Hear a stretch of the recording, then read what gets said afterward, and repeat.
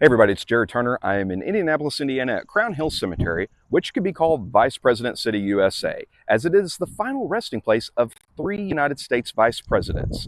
On this episode, let's get started with the first of three. This is Monumental History. Thomas Andrews Hendricks was born in September 1819 in Ohio. As a boy, he moved to Indiana, where his uncle had served as governor. Hendricks was a graduate of Hanover College and was admitted to the Indiana Bar. He was a member of the Indiana House of Representatives, and in 1950, he joined the United States House of Representatives.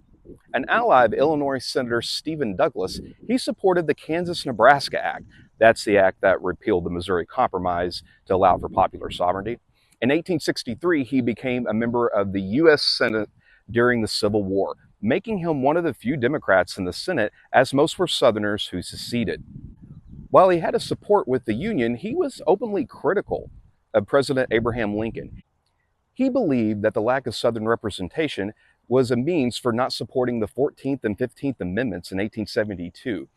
He became governor of Indiana in 1876. Hendricks was chosen to be the vice president for Samuel Tilden, but Tilden lost a very close and controversial race to Rutherford B. Hayes. In 1884, Hendricks was once again chosen to be the vice presidential candidate, this time for Grover Cleveland, which they won, making him the 21st vice president of the United States. Hendricks was intending to use his new position to reward supporters. However, President Cleveland was a hard money man who wanted civil service reform.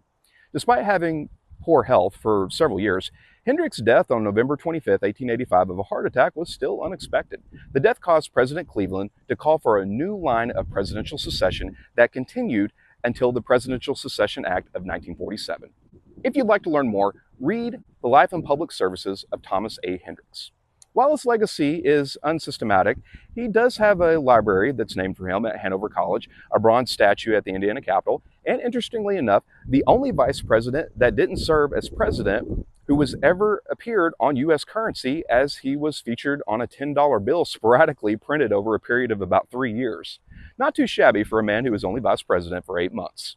I'm Jared Turner, and this is Monumental History.